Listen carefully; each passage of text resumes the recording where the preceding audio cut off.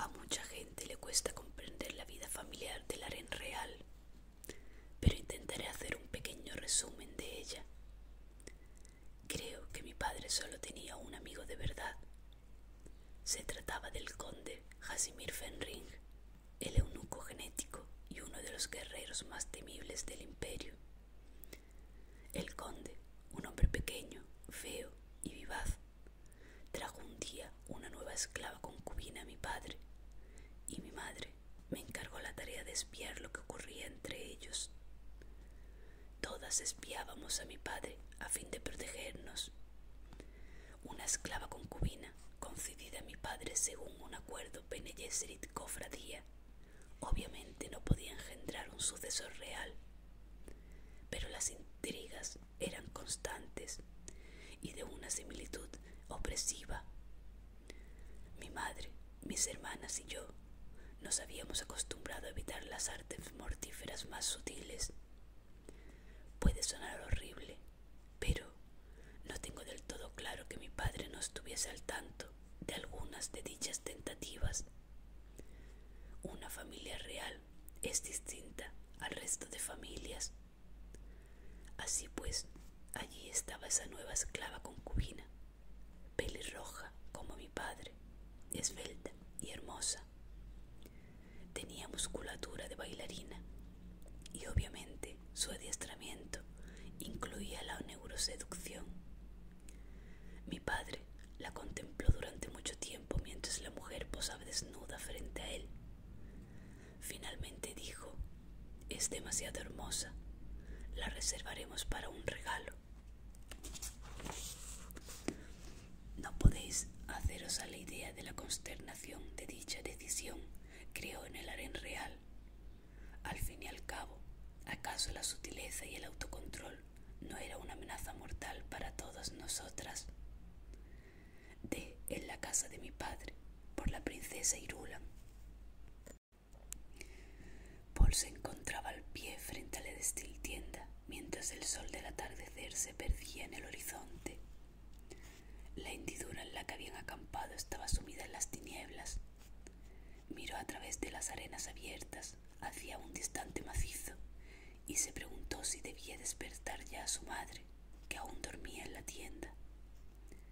Frente a su refugio se extendía una infinidad de dunas, gracias a las que el sol del ocaso proyectaba unas sombras tan densas como la noche. Y todo era llano.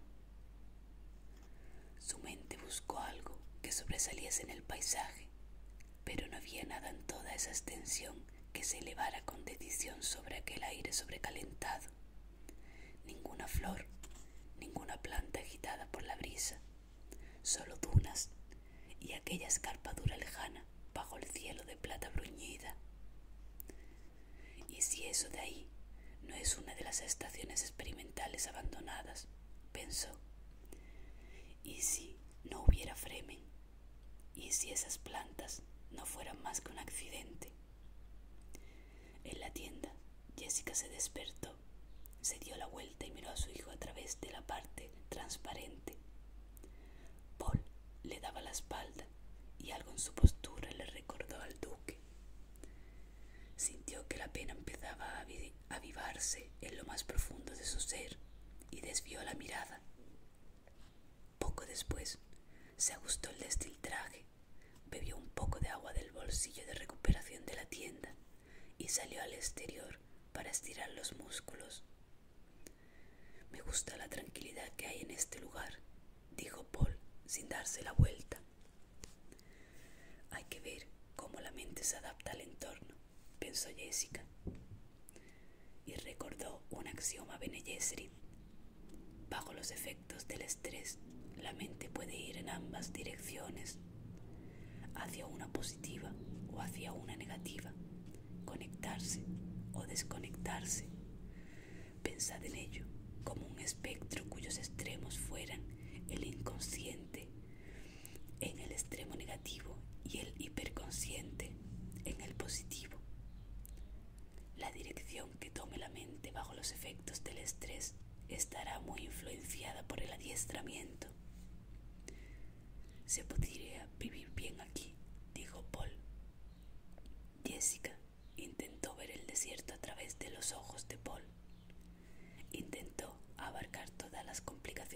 propias del planeta y aceptarlas como algo natural, sin dejar de preguntarse cuáles podían ser los futuros posibles que había visto su hijo. Uno podría vivir solo en este lugar, pensó, sin miedo a tener a alguien siempre detrás de ti, sin miedo a ser cazado. Se adelantó a Paul, levantó los binoculares, ajustó las lentes de aceite y examinó la escarpadura que se encontraba frente a ellos. Sí, saguaros y otras hierbas espinosas en las quebradas, y también matojos de hierba cortada de color amarillo verdoso en las zonas de sombra. Voy a recoger el campamento, anunció Paul. Jessica asintió. Salió de la fisura para tener una visión panorámica del desierto y apuntó los binoculares hacia la izquierda. Una olla de sal de cegadora blancura con los bordes manchados de ocre se extendía por ese lado. Era una extensión blanca en la que el blanco significaba la muerte, pero el lugar también era sinónimo de otra cosa: agua. En el pasado, aquel brillante blanco había estado cubierto de agua. Bajó los binoculares, se ajustó a la túnica y escuchó por un instante el sonido de los movimientos de Paul. El sol descendió un poco más. Las sombras se alargaron sobre la olla de sal. Unas líneas de colores fulgurantes se dibujaron en el horizonte para luego fundirse en las tinieblas arenosas. Las sombras tiznadas se extendieron hasta cubrir la amplitud del desierto y dar paso a la noche, las estrellas. Jessica levantó la vista hacia ellas mientras oía cómo Paul se acercaba a su lado. El desierto nocturno pareció elevarse hacia el firmamento. El día había llegado a su fin. Una suave brisa le sopló en el rostro. La primera luna saldrá muy pronto, dijo Paul. La mochila está lista. He plantado el martillador. Podríamos perdernos para siempre en este lugar infernal, pensó Jessica, y nadie lo sabría. El viento nocturno levantó pequeños regueros de arena que les golpearon las caras y que llevaban consigo el aroma de la canela, una lluvia de olores en la oscuridad. Huele, dijo Paul. Lo huelo incluso a través del filtro, aseguró Jessica. Riqueza. Pero será suficiente para comprar agua, señaló al otro lado de la depresión. No se ven luces artificiales.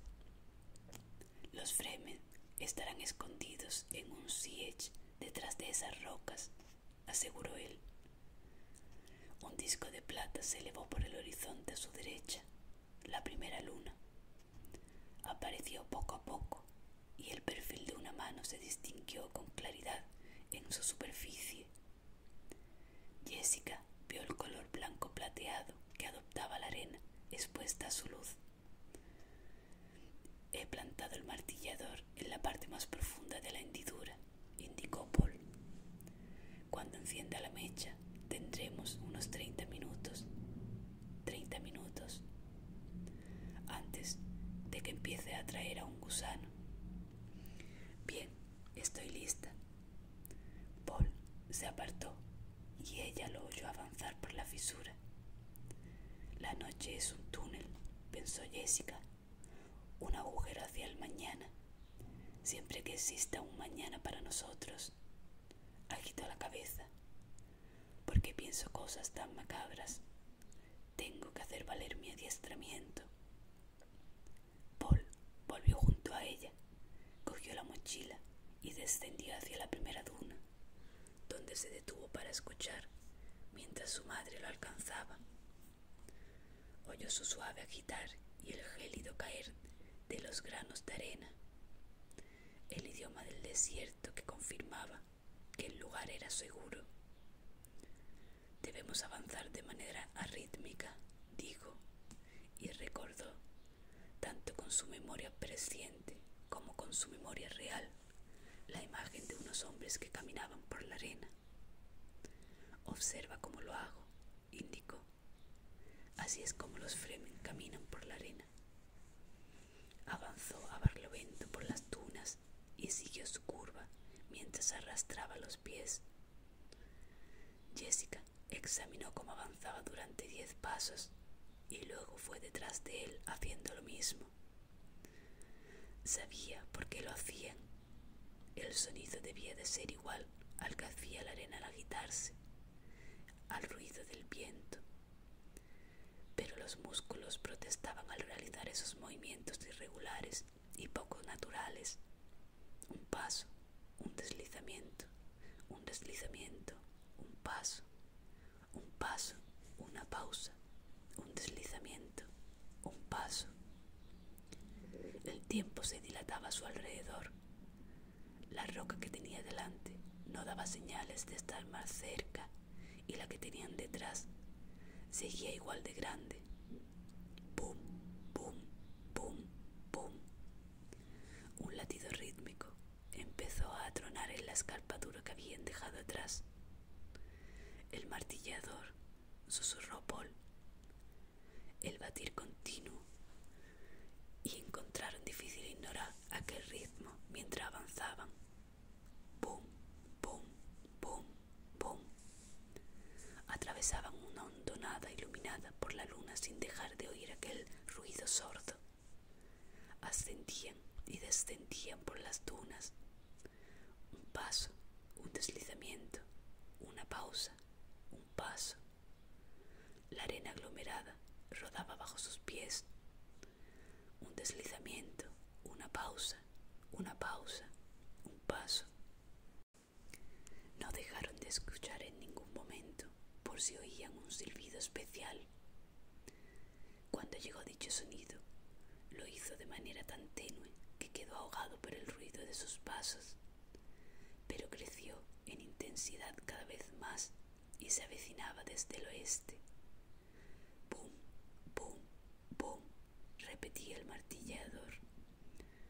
El silbido se acercó a ellos y se extendió en la noche a sus espaldas. Giraron las cabezas sin dejar de andar y vieron cómo avanzaba hacia ellos el montículo del gusano. Sigue moviéndote, murmuró Paul. No mires atrás.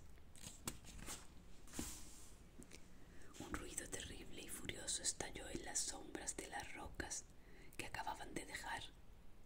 Se convirtió en una avalancha de sonido ensordecedora. Sigue moviéndote, repitió Paul. Observó que habían alcanzado un punto medio desde el que las dos paredes de roca, la de delante y la de atrás, parecían estar a la misma distancia.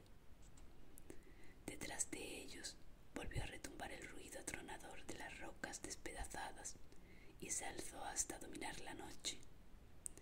Siguieron avanzando sin parar. Sus músculos alcanzaron un estado de dolor mecánico que parecía prolongarse hasta el infinito. Pero Paul vio que la escarpadura rocosa que tenían delante se había vuelto más grande. Jessica avanzaba concentrada y con la mente en blanco, consciente de que su voluntad era lo único que conseguiría hacerla seguir caminando. La sequedad de sus labios le habían empezado a doler, pero el ruido que los perseguía había borrado toda esperanza de poder detenerse, aunque solo fuera para beber un sorbo de los bolsillos de recuperación del destiltraje. ¡Bum! ¡Bum! Otro estallido retumbó en la lejana escarpadura y ahogó el martilleo. Luego, el silencio. Rápido, susurró Paul. Jessica sintió a sabiendas de que el chico no iba a ver el gesto, pero necesitaba hacerlo para exigir un poco más a esos músculos que le habían superado su límite debido a ese movimiento antinatural. La pared rocosa y la seguridad que representaban se elevaban ante ellos y se recortaban contra las estrellas. Paul vio una extensión de arena llana en la base. Llegó hasta ella trastabillando debido a la fatiga y volvió a erguirse con un movimiento instintivo al dar el siguiente paso. Unos estallidos atronadores agitaron la arena que los rodeaba. Paul dio 2 pasos vacilantes a un lado. ¡Bum! ¡Bum! Un tambor de arena, gimió Jessica. Paul recuperó el equilibrio. Echó un vistazo rápido al lugar en el que se encontraban. La escarpadura no estaba a más de 200 metros. Oyeron un silbido detrás, uno parecido a una ráfaga de viento, como aguas revueltas en un lugar donde no había agua. «¡Corre!», gritó Jessica. «Paul, corre». Corrieron. El tambor batió bajo sus pasos. Se alejaron de él y llegaron a una zona de arena aglomerada. Al principio, la carrera resultó ser un alivio para sus músculos doloridos a causa de la marcha rítmica y antinatural. Aquel era un movimiento al que estaban acostumbrados. Era rítmico, pero la arena y la gravilla dificultaban su marcha, y el silbido del gusano acercándose se elevaba como una tempestad a sus espaldas. Jessica cayó de rodillas. Solo era capaz de pensar en la fatiga, el ruido y el miedo que sentía. Paul la levantó y tiró de ella. Corrieron juntos cogidos de la mano. Una pequeña estaca sobresalía de la arena ante ellos. La rebasaron y vieron otra. Jessica no procesó la información hasta que pasaron de largo. Delante había otra, una estaca de roca con la superficie erosionada por el viento, y otra, roca. Sintieron bajo sus pies el impacto contra una superficie dura que no cedía a su peso, y la sensación les dio fuerzas para continuar. Ante ellos se abría una profunda hendidura cuya sombra vertical se elevaba en el macizo rocoso. Corrieron hacia ella y se refugiaron en el estrecho agujero. El ruido que hacía el gusano al avanzar cesó a sus espaldas. Jessica y Paul se dieron la vuelta y otearon el desierto. A unos 50 metros de distancia, donde empezaban las dunas, justo después de una playa rocosa, una curva de un gris argénteo se elevó en el desierto mientras ríos y cascadas de arena se derramaban a su alrededor. Se elevó más y más hasta convertirse en una boca gigante y amenazadora. Era un agujero redondo y negro cuyos contornos relucían a la luz de la luna. La boca se contorsionó hacia la estrecha fisura donde se habían refugiado Paul y Jessica. El olor a canela inundó las fosas nasales. Los destellos de la luz de la luna se iluminaron en unos dientes de cristal. La gran boca osciló delante y atrás. Paul contuvo la respiración. Jessica se acuclilló y se quedó mirando. Necesitó toda la concentración de su adiestramiento Bene Gesserit para dominar el terror primordial que la embargaba, para vencer el miedo atávico que amenazaba con destruir su mente. Paul estaba eufórico. Acababa de franquear una barrera temporal para penetrar en un territorio que le era más desconocido aún. Sentía las tinieblas que tenía ante él, pero su ojo interior no le revelaba nada. Era como si sus últimos pasos lo hubieran arrastrado hacia un pozo sin fondo o a la base de una ola donde el futuro era invisible. El paisaje que lo rodeaba había cambiado profundamente. Lejos de aterrarle, la sensación de esas tinieblas temporales desencadenó una hiperaceleración en el resto de sus sentidos. Se dio cuenta de que registraba los más ínfimos detalles de esa cosa que tenía ante ellos y que los buscaba. La boca tendría unos 80 metros de diámetro, unos dientes cristalinos con forma curvilínea, de un gris que brillaba alrededor, el rugiente aliento a canela y matices a sutileza de hilidos ácidos gusano oscureció la luna mientras escrutaba las rocas que tenían encima. Una lluvia de guijarros y arena cayó en cascada frente a la estrecha hendidura. Paul arrastró a su madre hacia el interior del refugio. Canela. El olor lo invadía todo. ¿Qué relación hay entre el gusano y la especie melange?, se preguntó Paul. Recordó que Liet Kynes había hecho una velada insinuación acerca de la relación entre el gusano y la especie. Brum. Fue un retumbar atronador que resonó a su derecha, y luego brum. El gusano se retiró hacia la arena y se quedó allí inmóvil unos instantes, mientras sus dientes cristalinos destellaban a la luz de la luna. Bum, bum, bum, bum. Y Paul pensó: otro martilleador. El ruido se repitió a su derecha. Un estremecimiento recorrió el cuerpo de gusano mientras se alejaba por la arena.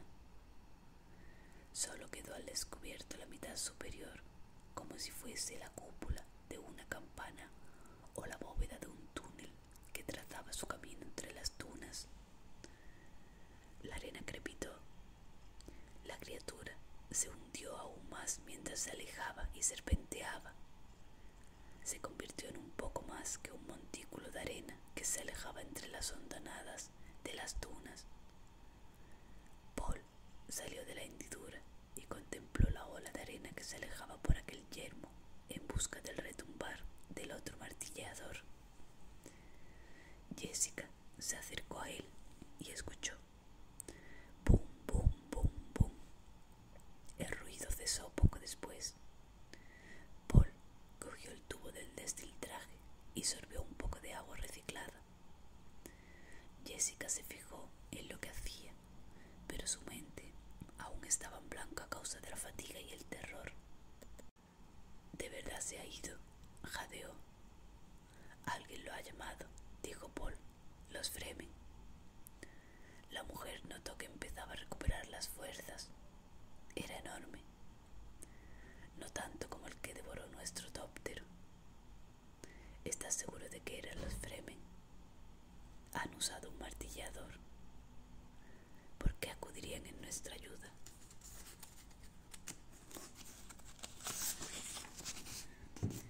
«Quizás no lo hayan hecho para ayudarnos.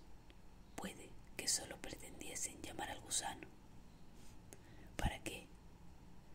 La respuesta se agitaba en el umbral de su conciencia, pero rehusaba manifestarse.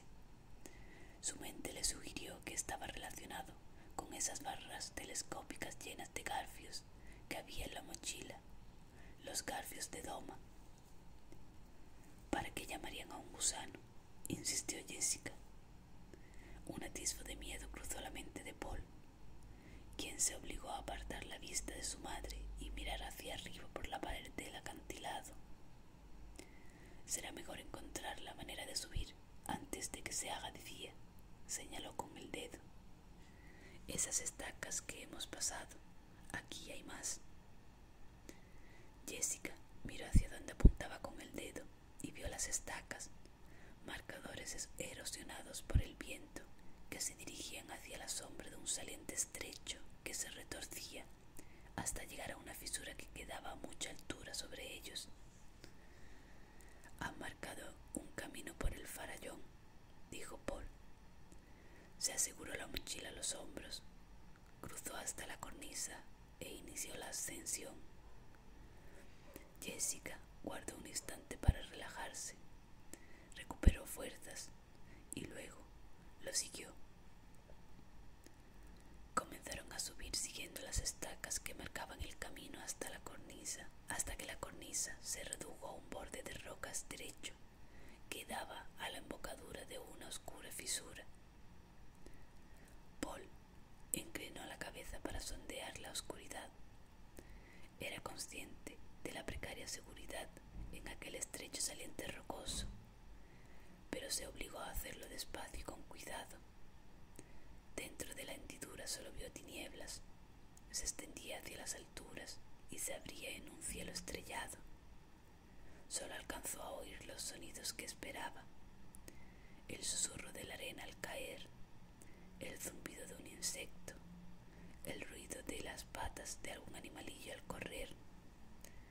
Tanteó la oscuridad de la hendidura con un pie y sintió que había roca debajo de la delgada capa de gravilla.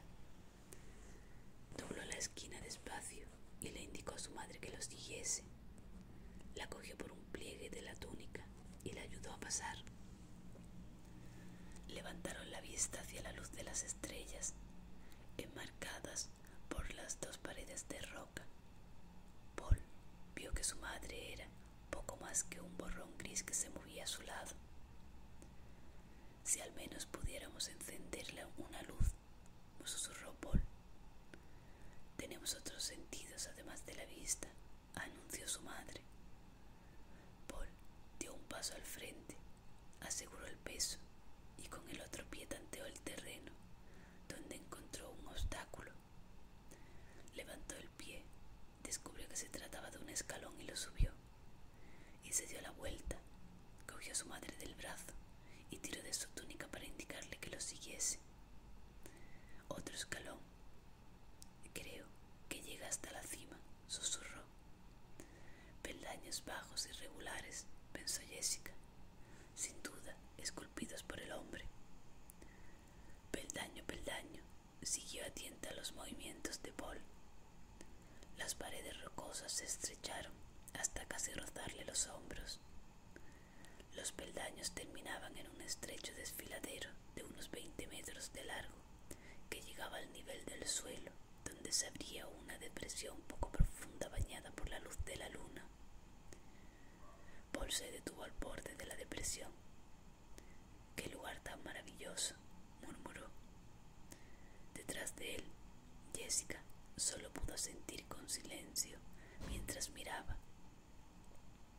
Pese a la fatiga, la irritación causada por los tubos y los tampones de la nariz y el agobio de llevar el destiltraje, pese al miedo y al urgente deseo de descansar, la belleza de la depresión cautivó sus sentidos y la obligó a detenerse para admirarlo. «Parece el país de las hadas», murmuró Paul. Jessica asintió. Ante ellos se extendía la vegetación del desierto: arbustos, cactus, matojos de hojas coriáceas, y todo se agitaba a la luz de la luna. Las paredes que circundaban la depresión eran oscuras a su izquierda, pero resplandecían como la plata a su derecha. «Debe de ser de los Fremen», dijo Paul. «Si las plantas sobreviven, aquí tiene que haber personas». Convino Jessica. Destapó el tubo del bolsillo de recuperación del destiltraje y sorbió. Un líquido caliente y algo agrio se derramó por su garganta, pero notó cómo la refrescaba. Volvió a tapar el tubo y sintió el chirrido de la arena que empezaba a colarse al hacerlo. Un movimiento llamó la atención de Paul. Entre los arbustos y la hierba que había a su derecha y al fondo de la depresión, entrevió una superficie arenosa parcialmente iluminada por la luna, donde algo se movía con un agitado hop hop y dando brinquitos. «Ratones», exclamó Paul. Hop hop brincaban al tiempo que entraban y salían de las sombras. Algo se lanzó en silencio delante de ellos y en dirección a los ratones. Se oyó un leve chillido, un batir de alas, y un pájaro de un gris fantasmagórico atravesó al vuelo la depresión con una sombra pequeña y oscura entre las garras. «Ha sido un buen recordatorio», pensó Jessica. Paul no había dejado de observar la depresión. Respiró hondo y sintió el intenso perfume de la salvia por encima de todos los demás olores de la noche. Llegó a la conclusión de que lo que acababa de ver hacer al ave rapaz era algo habitual en aquel desierto. Ahora el silencio era tan profundo que casi sentía el fluir de la lechosa y azulada luz de la luna sobre los saguaros centinelas y los matojos espinosos. La luz de aquel lugar emitía cierto murmullo grave que conformaba una armonía de una profundidad sin igual en todo el universo. «Será mejor que encontremos un lugar donde montar la tienda», anunció Paul. «Mañana buscaremos a los Fremen. La mayoría de los intrusos lamentan toparse con los Fremen».